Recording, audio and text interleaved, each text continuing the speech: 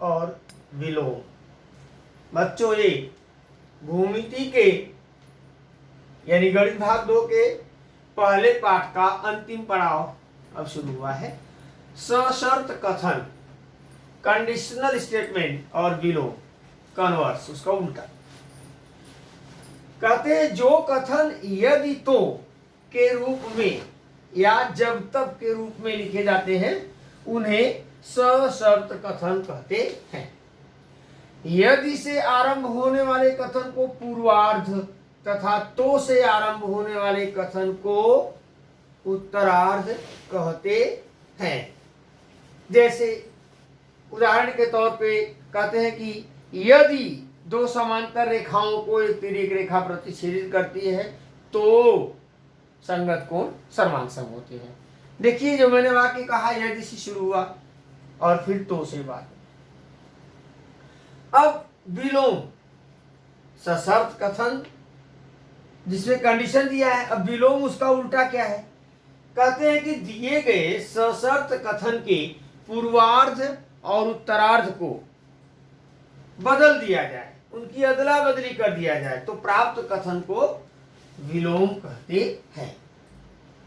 उदाहरण एक देखिए, उदाहरण है कि समचतुर्भुज के विकर्ण परस्पर लंब समद्विभाजक होते हैं, यह कथन है। अब सशर्त कथन में क्या होगा? कहते हैं कि यदि कोई चतुर्भुज समचतुर्भुज हो तो उसके विकर्ण परस्पर लंब समद्विभाजक होते हैं। यदि से शुरू हुआ फिर यहाँ तो आया। अब इसका उल्टा विलोम क्या है? कहते हैं यदि किसी चतुर्भुज के विकर्ण परस्पर लंब समद्विभाजक हो तो वह चतुर्भुज समचतुर्भुज होता है। यह आवश्यक नहीं है कि प्रत्येक सशर्त कथन का विलोम भी संभव हो। अब बच्चों बारी आती है अविगृहीत। इसके पहले हम एक नाम लेंगे यूक्लिड को, जिन्हें भूमिति का जनक माना जाता है। हमने पहले दिन भी आपको ऐसा बताया था। यूक्लिड ने एक बहुत अच्छी चीज बताया, अभिगृहीत।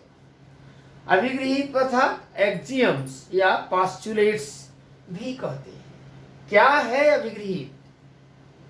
कहते हैं स्वयं सिद्ध तथा सर्वमान्य कथनों को अभिगृहीत कहते हैं।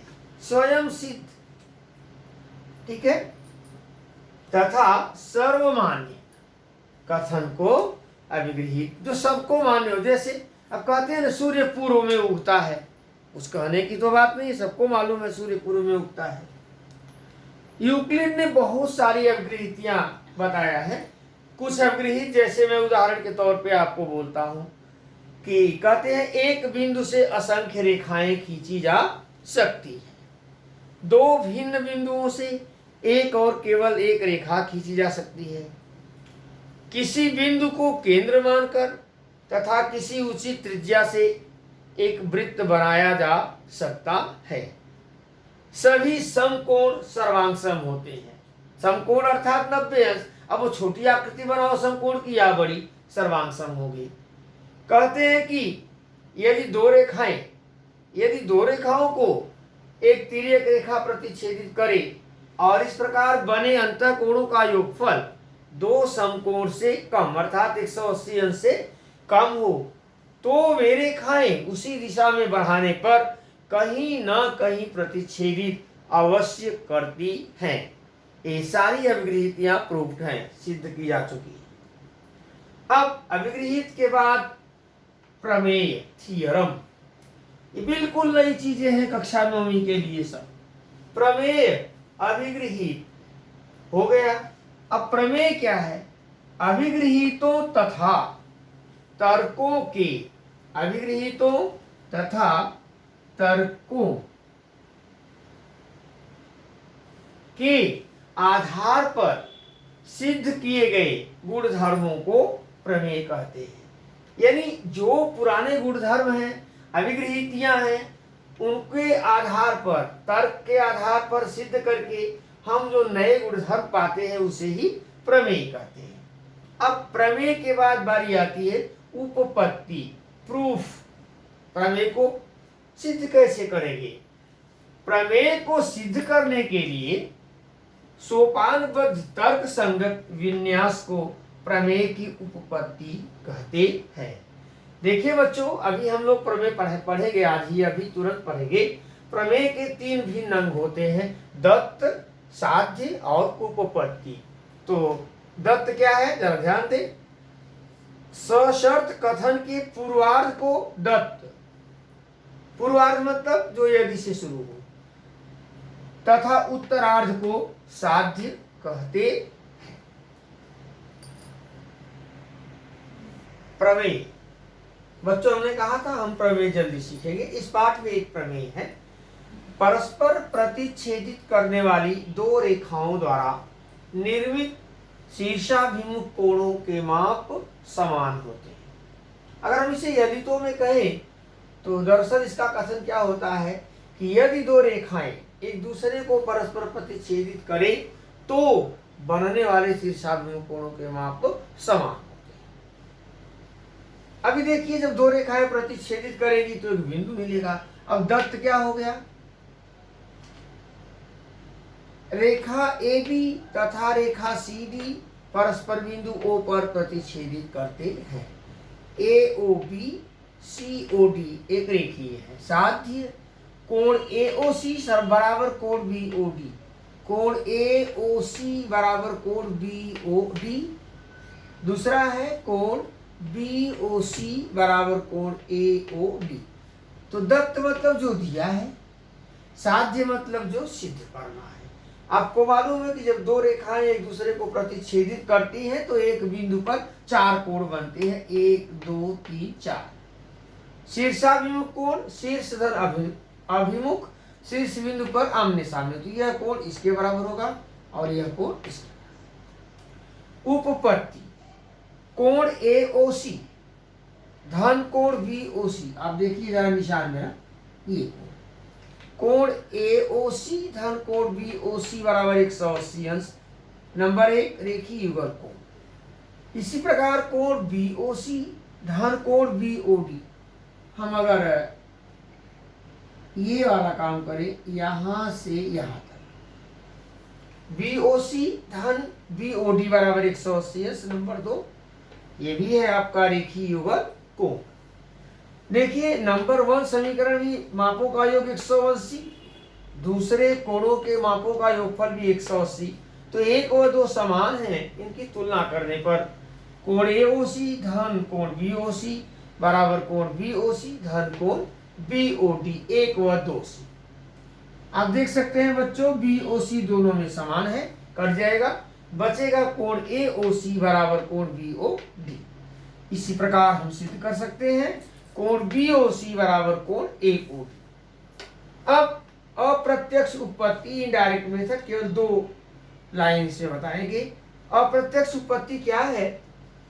कभी कभी कुछ ऐसे प्रश्न हैं जिसमें साध्य को हम गलत मान लेते हैं और फिर उसके अगेंस्ट में हम अपना तर्क संगत युक्त विन्यास प्रस्तुत करते हैं, जो बाद में पता चलता है कि जो हमारा साध्य है उससे वह मेल नहीं खाते।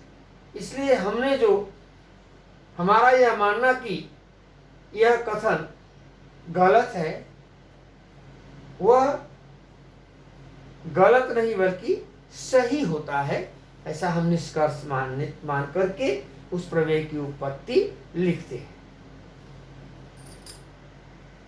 प्रश्न संग्रह 3, प्रश्न संग्रह 1.3। प्रश्न 1, निम्नलिखित कथनों को यदि तो के रूप में लिखो। अर्थात आपको सशर्त कथन दिए हैं। पहला है, समांतर चतुर्भुज के सम्मुख कोण सर्वांग होते हैं। अब उत्तर, यदि कोई चतुर्भुज समांतर चतुर्भुज हो तो उस चतुर्भुज के सम्मुख कोण सर्वांग सम होते हैं। यहाँ यदि आ गया, यहाँ तो, यदि के बाद पूर्वार्ध, तो के बाद उत्तरार्ध। दूसरा है, आयत के भी कर्ण सर्वांग सम होते हैं। क्या उत्तर है कि यदि कोई चतुर्भुज आयत हो तो उसके भी कर्ण सर्वांग सम होते हैं। तीसरा है, समद्विबाहु त्रिभुज में शीर्ष बिंदु से शीर्ष बिंदु तथा आधार के मध्य बिंदु को जोड़ने वाला रेखाखंड आधार पर लंब होता है।